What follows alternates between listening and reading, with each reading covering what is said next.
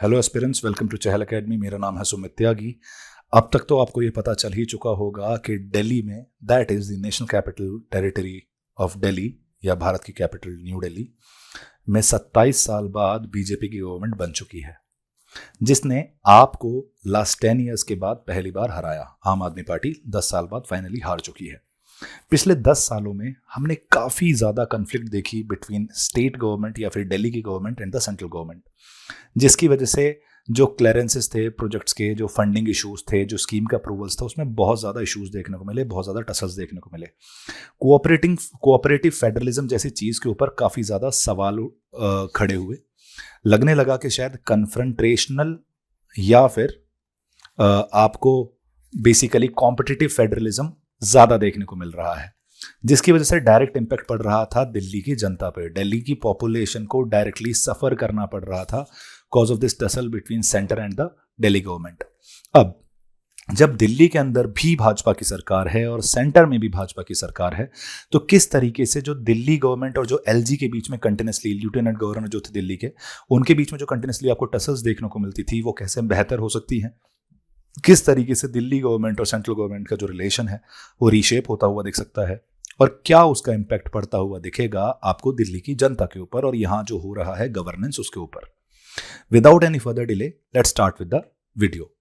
जैसे हमें देखने को मिल रहा है, स्टार्टिंग के स्लाइड में भी आपने यही देख लिया था, ऑलरेडी मैं आपको एक्सप्लेन कर चुका हूँ क्या क्या चीज़ें हैं ये। अब बीजेपी की जो विक्ट्री है दिल्ली के अंदर, इससे सेंटर और स्टेट रिलेशंस में थोड़ा सा आसानी आती हुई दिख सकती है। वो जो टसल्स हैं, वो जो फ्रिक्शन है, वो थोड़ा सा आपको कम होता हुआ दिख सकता है, स्पेशली गवर्नेंस के ऊपर। रिसेंटली 2023 में गवर्नमेंट ऑफ एनसीटी दिल्ली के एक्ट के ऊपर एक रूलिंग आई थी सुप्रीम कोर्ट की, जिसमें यह बोल दिया गया था कि लेफ्टिनेंट गवर्नर के पास जो है वो ज़्यादा अथॉरिटी होती है, जिससे चीफ मिनिस्टर की जो पावर थी उनको थोड़ा सा लिमिट कर दिया गया था। जैसे ब्यूरोक्रेटिक अपॉइंटमेंट और जो ट्रांसफर्स हैं वो कंप्लीटली आपने एलजी के हाथ में डाल दिए थे, चीफ सेक्रेटरी के हाथ में डाल दिए थे। इसका मतलब चीफ मिनिस्टर्स की पावर को काफ़ी हद तक कम कर दिया गया था और जो एलजी की पावर है उसे काफ़ी हद तक बढ़ा दिया गया था, जिससे जो टसल्स हैं ये काफ़ी ज़्यादा बढ़ती हुई दिखी थी। इसको लेकर जो आम आदमी पार्टी की सरकार थी दिल्ली के अंदर, उन्होंने कोर्ट में अपील भी की थी कि इस तरीके से शायद काम ना हो पाए, इस तरीके से शायद जिस कोऑपरेशन की आप उम्मीद कर रहे हैं वो ना हो पाए, क्योंकि मेजोरिटी ऑफ द जो एस्पिरेशंस हैं दिल्ली गवर्नमेंट की, मेजोरिटी ऑफ द स्कीम्स जो हैं दिल्ली गवर्नमेंट की, वो शायद आपको बेटर तरीके से अप्लाई होती हुई नहीं दिख पाएंगी, बिकॉज दोनों के बीच में सिनर्जी या कॉन्सोनेंस बनता हुआ नहीं दिख रहा था, that is state government and central government के बीच में।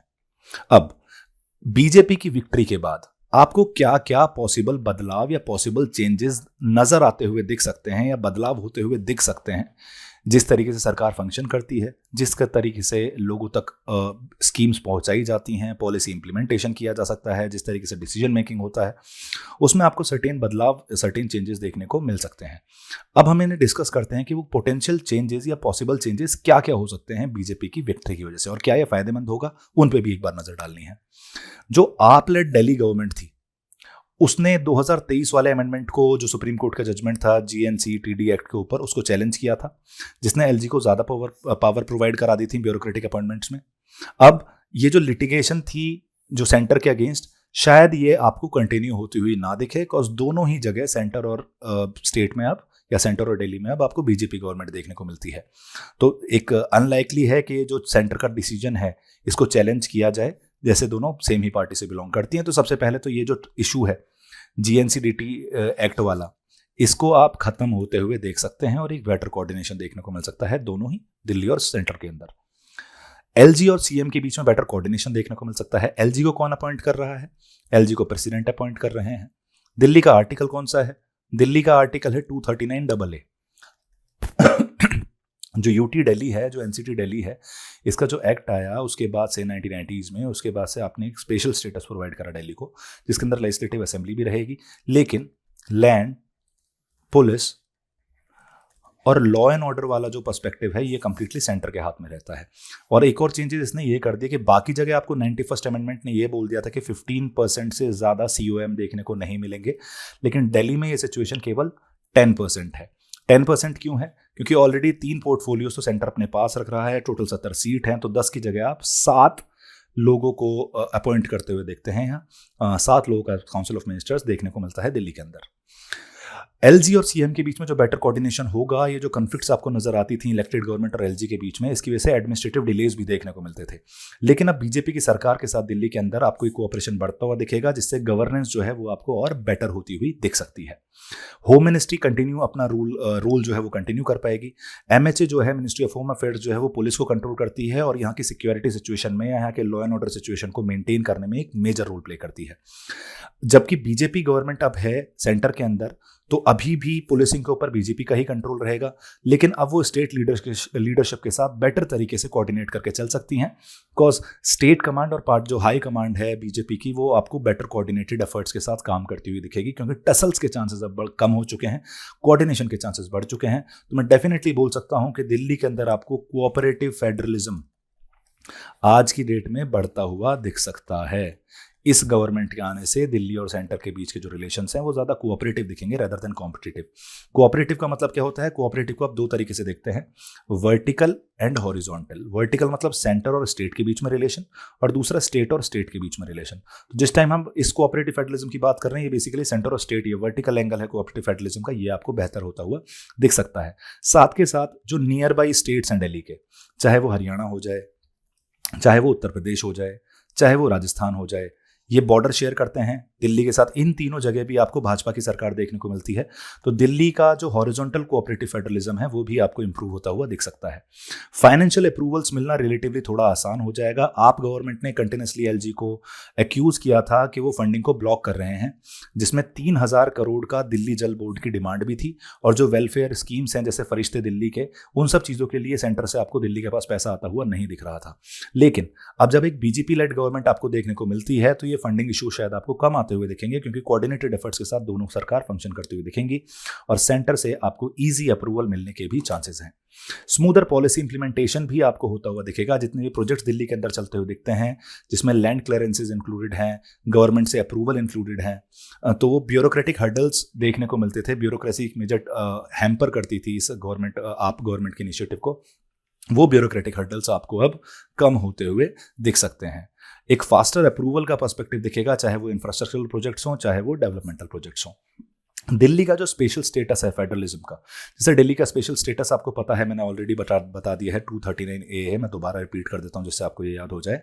ये सुप्रीम कोर्ट ने 2017 में रूल किया था कि दिल्ली की जो गवर्नमेंट है वो बैलेंस करना चाहिए उसे बोथ सेंटर और स्टेट के रोल को, जिससे पॉलिटिकल डाइवर्सिटी को भी रिप्रेजेंट किया जा सके, रेस्पेक्ट किया जा सके, और साथ के साथ कोऑपरेटिव फेडरलिज्म जैसी चीज़ों को भी सपोर्ट किया जा सके। दोनों में अलग अलग एक टसल बनना, दोनों में एक डिफरेंट आइडियोलॉजी वाली गवर्नमेंट का एग्जिस्ट करना, काफ़ी हद तक वो फेडरल पर्सपेक्टिव और एक जो बैलेंस्ड रूल की बात की गई है सुप्रीम कोर्ट द्वारा 2017 रूलिंग के अंदर, उसे मेंटेन करना थोड़ा सा डिफिकल्ट हो पा रहा था। ये जो पॉलिटिकल डाइवर्सिटी थी सेंटर और स्टेट के अंदर, ये कोऑपरेशन नहीं दिखा रही थी, ये प्रॉब्लम बन चुकी थी दिल्ली के लोगों के लिए। तो शायद आज की डेट में वो फेडरलिज्म वाला पर्सपेक्टिव आपको बेटर होता हुआ दिखेगा। ये पॉलिटिकल डाइवर्सिटी नहीं बची है, लेकिन कोऑर्डिनेटेड इफेक्ट और कोऑपरेटिव फेडरलिज्म आपको इंप्रूव होता हुआ दिखेगा। बीजेपी दोनों ही लेवल्स पे पावर में है। ये जो नया अरेंजमेंट है, ये टेस्ट करेगा कैसे गवर्नेंस वर्क करती है प्रैक्टिस में, और जब बैलेंस ऑफ पावर सेंटर के फेवर में भी और शिफ्ट होता हुआ दिख सकता है। देखिए, दिल्ली के अंदर भाजपा ने वादे तो बहुत किए हैं, और ये भी एलिगेशंस लगाए हैं कि आप गवर्नमेंट काम नहीं करने दे रही थी। आप गवर्नमेंट ये एलिगेशंस लगा रही थी कि सेंट्रल गवर्नमेंट काम नहीं करने दे रही थी। अब जब सेंटर और स्टेट में सेम ही गवर्नमेंट है, तो हमें ये देखना है कैसे प्रैक्टिस के अंदर गवर्नेंस का पर्सपेक्टिव जो है वो इंप्रूव होता हुआ दिख सकता है। साथ के साथ हमें ये भी देखना है कि क्या आज की डेट में दिल्ली की जो सरकार बनी है उसके हाथ में उतनी पावर्स रहेंगी, या मेजोरिटी ऑफ द जो पावर शिफ्ट है वो आपको सेंटर की तरफ देखने को मिलेगा, बीजेपी के हाई कमांड की तरफ देखने को मिलेगा। इस डबल इंजन गवर्नमेंट के, डबल इंजन मतलब centre as well as state, ये जो डबल इंजन गवर्नमेंट है, इससे क्या क्या इंप्लीकेशंस हो सकते हैं, इसके क्या क्या फायदे हो सकते हैं। जैसे मैंने बताया, बेटर कोऑर्डिनेशन हो सकता है, अप्रूवल्स का जो प्रोजेक्ट्स का अप्रूवल है वो जल्दी मिल सकता है, फंड एलोकेशन में कोई दिक्कत नहीं आएगी, और जो ब्यूरोक्रेटिक डिलेज हैं वो भी आपको जल्दी सॉर्ट होते हुए दिख सकते हैं, और वो डिलेज भी कम होते हुए दिख सकते हैं। इंस्टीट्यूशनल कन्फ्लिक्ट जो था, जो लीगल और एडमिनिस्ट्रेटिव कन्फ्रंटेशंस थी सेंटर और स्टेट के बीच में, जैसे आप और बीजेपी के बीच में, वो भी आपको कम होती हुई दिखेंगी। तो ये जो सेंटर और स्टेट इंस्टीट्यूशंस के बीच में कन्फ्लिक्ट थे, ये भी कम होते हुए दिखेंगे, जिससे दिल्ली के लोगों को थोड़ी राहत मिल सकती है। गवर्नेंस आपको थोड़ी बेटर होती हुई दिखेगी, क्योंकि infrastructural health projects, education projects या जो पॉलिसीज हैं उन्हें बेटर तरीके से इंप्लीमेंट और एग्जीक्यूट किया जा सकेगा। लिमिटेड ऑटोनॉमी, इस पॉलिटिकल अलाइनमेंट के बावजूद आर्टिकल 239AA जो की सब्जेक्ट्स हैं, चाहे वो लैंड, पुलिस और पब्लिक ऑर्डर हैं जैसे, ये अभी भी सेंटर के कंट्रोल में ही रहेंगे। जो 2023 वाला अमेंडमेंट था जिसके बारे में ऑलरेडी डिस्कस कर चुके हैं, वो ब्यूरोक्रेटिक अपॉइंटमेंट अभी भी सेंटर के इन्फ्लुएंस में ही रहेंगे, जिससे जो दिल्ली के सीएम होंगे उनकी पावर जो है वो लिमिटेड है। लेकिन प्रॉब्लम की दिक्कत इसलिए नहीं आएगी, प्रॉब्लम इसलिए नहीं आएगी क्योंकि शायद आप सेम ही पाथ पर हो, सेम आइडियोलॉजी के हो, सेम विचार के हो, सेम सोच के हो, तो शायद आपको उतनी ज़्यादा दिक्कत ना आते हुए दिखे। चैलेंजेस क्या हैं जो आज भी परसिस्ट करती हुई दिखती हैं दिल्ली गवर्नेंस के साथ, इवन दो सेंटर और स्टेट में सेम गवर्नमेंट आ चुकी हैं, पर फिर भी क्या क्या प्रॉब्लम्स आपको परसिस्ट होती हुई दिखेंगी, कंटिन्यू होती हुई दिखेंगी। डिस्पाइट बीजेपी रूल्स दोनों सेंटर और स्टेट के अंदर, सीएम के पास अभी भी पूरी तरीके से कंट्रोल नहीं है। जैसे मैंने आपको बताया, लैंड, पुलिस और पब्लिक ऑर्डर अभी भी सेंटर के हाथ में है, और 2023 GNCTD जो अमेंडमेंट है वो अभी भी ब्यूरोक्रेटिक हर्डल्स क्रिएट कर सकता है। एलजी के पास जो डिस्क्रिशनरी पावर है वो अभी भी स्टेट गवर्नमेंट के डिसीजंस को ओवरटेक कर सकती हैं, ओवरराइड कर सकती हैं। तो शायद फिर भी सेम पार्टी के होने के बावजूद भी आपको हो सकता है कुछ टसल्स देखने को मिले। ये जो ब्यूरोक्रेटिक अपॉइंटमेंट्स हैं, ये चीफ सेक्रेटरी और होम सेक्रेटरी को वीटो पावर देता है सीएम के डिसीजंस के ऊपर, जिससे एडमिनिस्ट्रेटिव फ्लेक्सिबिलिटी जो है दिल्ली के अंदर, उस पर भी एक नेगेटिव इंपैक्ट देखने को मिल सकता है। तो ये ब्यूरोक्रेटिक हर्डल्स चांसेस हैं कम हो, लेकिन फिर भी there is still a chance कि कहीं ना कहीं आपको टसल्स देखने को मिले, जहां दिल्ली के सीएम और जो सेंटर है वो एक दूसरे से अलाइन होता हुआ ना दिखे। इसकी वजह से आपको डिसीजन मेकिंग में भी डिले देखने को मिल सकता है, क्योंकि ब्यूरोक्रेटिक डोमिनेंस अभी भी परसिस्ट करती हुई दिख सकती है। अभी भी सेंट्रलाइज्ड कंट्रोल आपको देखने को मिलेगा कुछ सेक्टर्स के ऊपर। जैसे मैंने आपसे बताया, दिल्ली पुलिस, अभी भी पूरी तरीके से दिल्ली पुलिस को सेंटर ही कंट्रोल करता है, जिससे लॉ एंड ऑर्डर डिसीजंस जो हैं वो कंप्लीटली सेंटर लेगा, उसमें दिल्ली गवर्नमेंट का हाथ नहीं दिखेगा। फंड एलोकेशंस और अप्रूवल्स जो हैं लार्ज स्केल प्रोजेक्ट्स के, वो अभी भी सेंटर के ऊपर ही डिपेंड करेंगे, और अगर सेंटर विलिंगनेस के साथ कोऑपरेट करता है या सेंटर चाहता है वो बेटर कोऑपरेट करे, तो ये प्रॉब्लम सॉर्ट होती हुई दिख सकती है। लेकिन इसमें यह भी देखना होगा कि दिल्ली गवर्नमेंट क्या पूरी तरीके से सेंट्रल गवर्नमेंट के साथ अलाइन कर पाएगी। ऑल दो सेम आइडियोलॉजी है, सेम पार्टी है, उम्मीद तो है, पर देखो शॉर्ट तो अभी भी नहीं कहा जा सकता। जुडिशियल अनसर्टेनिटी अभी भी बनी हुई है।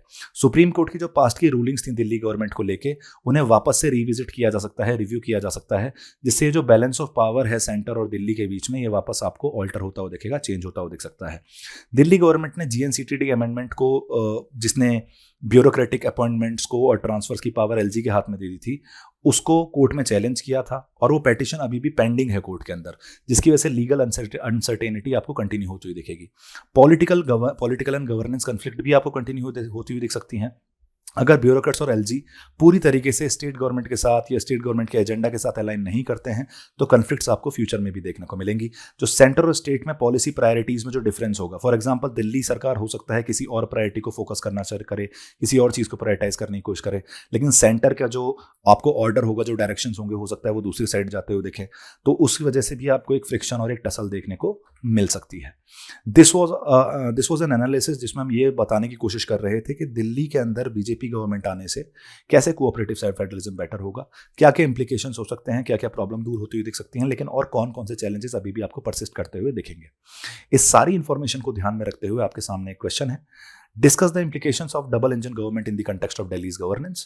How does Article 239AA shape the power dynamics between the center and the Delhi government? 250 word में आपको ये अटेम्प्ट करना है। GS पेपर 2 का ये क्वेश्चन है। UPSC is a dynamic paper, और उसके अंदर आपको डायनेमिक क्वेश्चंस देखने को मिलते हैं। इंतजार मत करना कि सिलेबस कंप्लीट करने के बाद मैं आंसर राइटिंग स्टार्ट करूंगा। डायनेमिक क्वेश्चंस को डायनेमिकली आंसर करें, इससे आपकी प्रिपरेशन भी बेहतर हो पाएगी, और जो डायनेमिक एस्पेक्ट्स हैं एग्जाम के, आप उन्हें भी फुलफिल कर पाओगे। This was all from my and. मिलता हूं आपको एक और इंटरेस्टिंग वीडियो के साथ, टॉपिक के साथ, अगले वीडियो के अंदर। तब तक के लिए thank you so much guys, and subscribe to our YouTube channel, that is Chahal academy. Have a good day.